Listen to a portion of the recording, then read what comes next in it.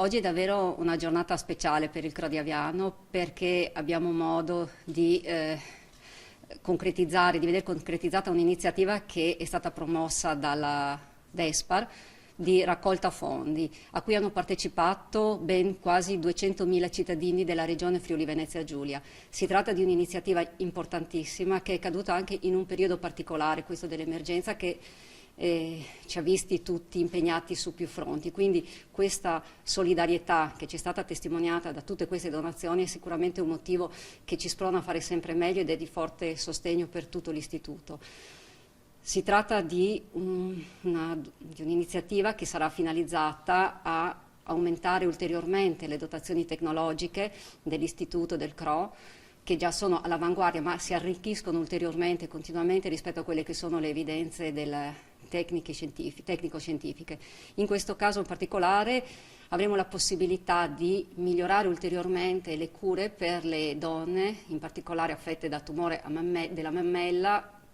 riducendo gli effetti collaterali. Il nostro fine è guarire senza lasciare le cicatrici, perché la nostra finalità è in qualche modo creare salute e quindi far sì che le persone che vengono da noi abbiano una cura, ma ne escano nel modo più simile a come erano prima di ammalarsi. Oggi siamo qui ad Aviano per consegnare l'assegno raccolto, i soldi raccolti con la raccolta fondi che abbiamo indetto in concomitanza della Giornata Internazionale della Donna.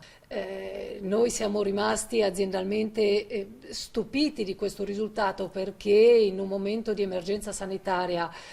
in corso giustamente l'azienda non ha messo in atto tutte quelle che sono le azioni di promozione e di comunicazione quando realizziamo questo tipo di iniziative per le quali DESPAR ci crede e le sta portando avanti da tanti anni. Sono probabilmente le iniziative di marketing che vede l'azienda maggiormente legata ed impegnata nel supportarle e nel portarle avanti. Ma perché? Perché comunque vogliamo con queste attività renderci come strumento di raccolta fondi per tutti quegli istituti ospedalieri o associazioni di volontariato che si prendono cura della salute della persona. Siamo felici oggi di essere qui ad Aviano, siamo felici di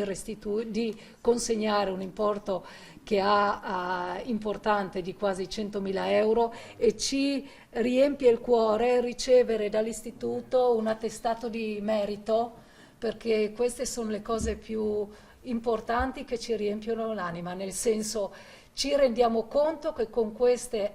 attività facciamo in primis del bene a noi perché ci rendono importanti nel poter dare un contributo a chi effettivamente ci aiuta spesso a superare i momenti di difficoltà.